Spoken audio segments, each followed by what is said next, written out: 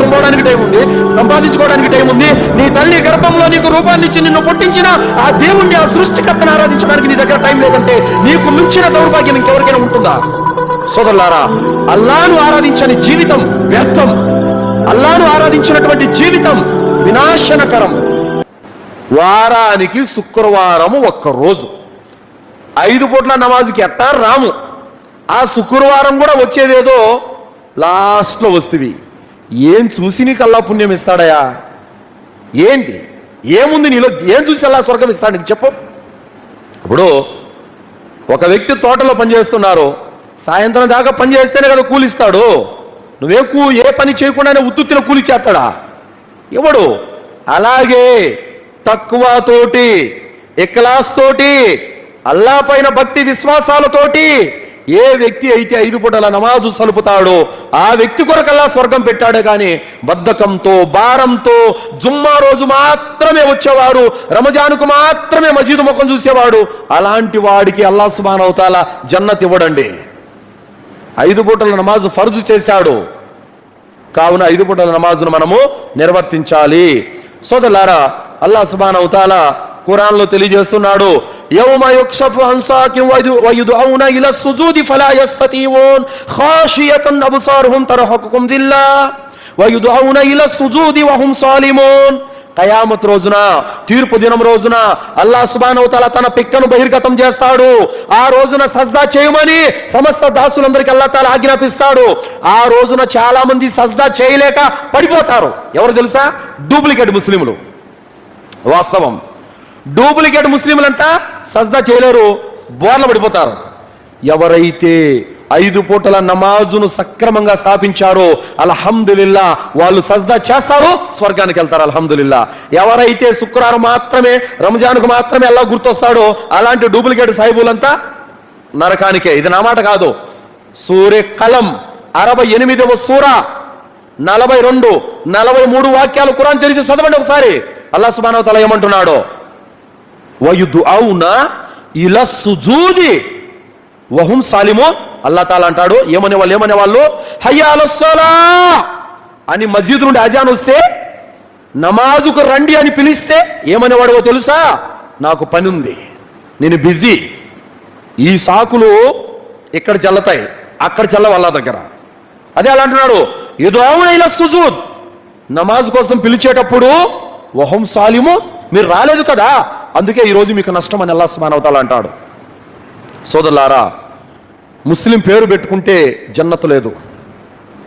అల్లాకు విధేయత చూపి అల్లా ఆరాధన చేసేవాడికి జన్నతు ఉంది. సోదరులారా, ప్రతిరోజు 5 పూటల మస్జిద్ నుండి హయ్యా అలస్సలా, హయ్యా అలల్ ఫలా, నమాజుకు రండి, సాఫల్యం వైపునకు రండి అని పిలుస్తుంటే నువ్వేమనుకుంటున్నావు? జీతానికి పెట్టుకున్న మోజీని పిలుస్తున్నాడు అనుకుంటున్నావు కదా. ఇది అల్లా పిలుపు అన్న విషయాన్ని నువ్వు మర్చిపోయావు. ఇది అల్లా ప్రకటన అన్న విషయాన్ని నువ్వు మర్చిపోయావు. మోజిను ఇస్తున్నాడులే అనుకున్నావు, కానీ ఇది అల్లా ఆజ్ఞ. ఆ పిలుపుకు స్పందించి నువ్వు వచ్చి నమాజ్ చదివావో నువ్వు అల్లాకు విధేయత చూపిన వాడు అవుతావు. చదవలేదో అల్లాకు అవిధేయత చూపిన వాడు అవుతావు. ఏమంటున్నారు? నమాజుకు రమ్మంటే నాకు షాప్ ఉంది హజరత్, నాకు కుదరదు, నాకు పొద్దున్న పోతే సాయంత్రానికి వస్తా, నాకేడా ఉంది హజరత్. ఉపవాసాలు కూడా అంతే. రంజాన్లో ఏమయ్యా రోజాలు ఉండలేదంటే, నాకు షాప్ ఉంది, నేను పని మీద వెళ్తాను, నేను డ్యూటీకి వెళ్తాను అంటే ఇంకా నమాజు రోజాలు పని పాటలేని వాళ్ళక, ఎవరికి అంటే ఏ పని లేకుండా బేకారుగా ఉండేవాళ్ళక ఇది? సోదరులారా, ఎటు వెళ్తున్నా ఒకసారి ఆలోచించండి. అంటే పని ఉన్నోడికి నమాజు లేదు, షాప్ ఉన్నోడికి నమాజు లేదు, వ్యాపారం ఉన్నోడికి నమాజు లేదు, ప్రయాణం పోయేవాడికి నమాజు లేదు, గొర్రెల కాడికి పోయేవాడికి నమాజు లేదు, ఇంకెవరికి చెట్లకు పుట్లక నమాజు?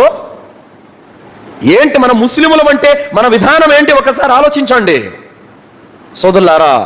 నమాజు మన పైన, ప్రతి పురుషుడు, ప్రతి స్త్రీ పైన అల్లాహ్ సుబ్హానహు వ తఆలా 5 పూటల నమాజును ఫరుజు చేసి ఉన్నాడు సోదరులారా. కాబట్టి చాలా మంది మాకు పనులున్నాయి, మాకు కుదరదు అని చెప్పేసి అంటూ ఉంటారు చాలా మంది. ఇక ఆడవాళ్ళు కూడా అంతే, ఆజాన్ వచ్చినప్పుడు ఆ చీర కొంగు తల మీద వేసుకుంటారు, అంతే, ఇంకా నమాజు కూడా చేయరు.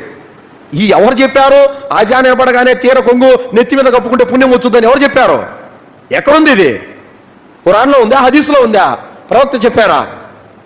అజాన్ రాగానే నెత్తి మీద కొంగు కప్పుకుంటే కాదు పుణ్యం వచ్చేది. అజాను వినపడగానే మువజ్జిన్ ఏ పలుకులు అయితే పలుకుతాడో అదే పలుకులు నువ్వు పలికి అజాన్ తర్వాత దువా చదివి లేచి చక్కగా ఉజు చేసుకొని నమాజు చదివితే పుణ్యం ఉందమ్మా, నెత్తి మీద కొంగు కప్పుకుంటే పుణ్యం లేదు.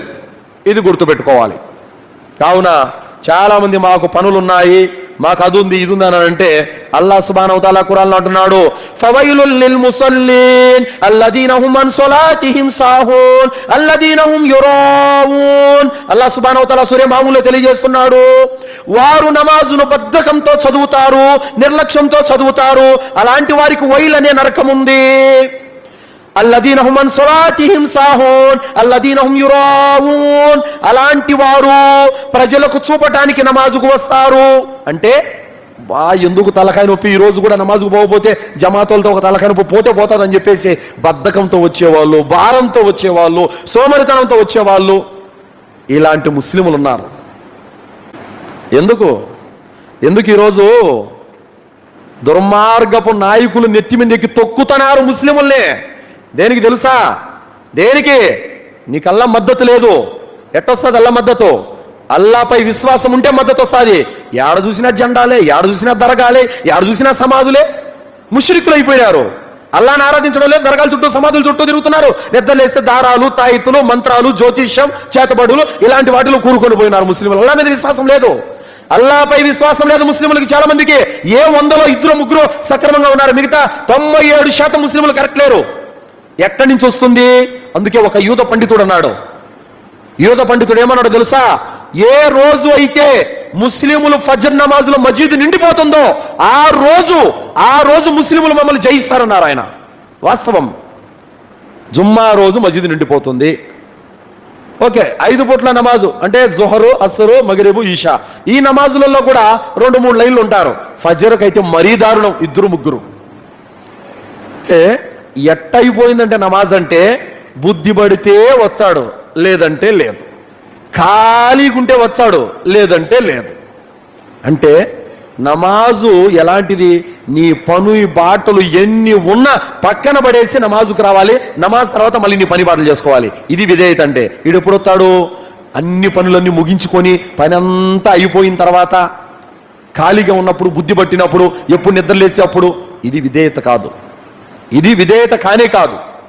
ఇలాంటి బద్ధకంతో, సోమరితనంతో చేసే నమాజు అల్లా ఎంత మాత్రం కూడా కుబుల్ చేయడు సోదరులారా. కాబట్టి ఎవరైతే సోమరితనంతో, బద్ధకంతో నమాజ్ చేస్తారో అలాంటి వారికి వైల్ అనేటువంటి నరకం ఉందని అల్లా సుబ్హానహు వ తఆలా ఖురాన్లో చెప్పాడు.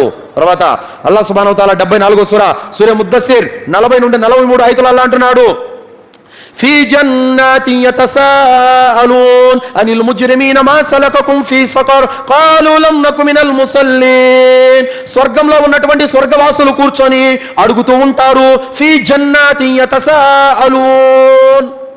అరే, నరకంలో కాలిపోతున్న వారిని చూసి, అయ్యా మీరు నరకంలో కాలిపోతున్నారు కదా, ఎందుకు వచ్చారు మీరు నరకానికి? ఏ విషయం మిమ్మల్ని నరకానికి తీసుకొని వచ్చింది అని అడుగుతారు. ఖాలు లం నకు మినల్ ముసల్లీన్. మేము నమాజ్ చేసేవారము కాదు, అందుకే ఈరోజు నరకంలో కాలిపోతున్నాము. నా మాటలు కాదు, ఖురాన్లో 74వ సూరా ముద్దస్సిర్ 40, 41, 42, 43 ఆయతులలో అల్లాహ్ ఖురాన్లో చెప్తున్నాడు. తెలిసి చూసుకోండి ఒకసారి. అమ్మ ముస్లిం, నాయన ముస్లిం, నేను కూడా ముస్లిం అయితే స్వర్గం వచ్చదు అనుకుంటున్నావు కదా? ఆ భ్రమలోనే ఉండు, ఆ భ్రమలోనే నిద్రపో. సచ్చిన తర్వాత అసలు సినిమా కనపడుద్ది, అక్కడ కనపడుద్ది. నువ్వు షేక్ అయినందుకో, పఠాను అయినందుకో, ఖాను అయినందుకో, భాష అయినందుకో స్వర్గం లేదు అక్కడ. 5 పూటల నమాజ్ చేసినందుకు, రంజాన్ రోజాలు పాటించినందుకు, హజ్జు, ఉమ్రా, జకాత్, కుర్బానీ, ఖురాన్, జిక్ర్ ఇలాంటి సదకాలు, ఇలాంటి పుణ్యకార్యాలు చేసుకున్నందుకు అక్కడ స్వర్గం ఉందే. కానీ నువ్వు ముస్లిం అయితే స్వర్గం రాసి పెట్టుందా? ఇదేనా వంశపారంపర్యం అనుకుంటున్నారా? ముస్లిం అయితే నాకు స్వర్గం వచ్చేచ్చదని?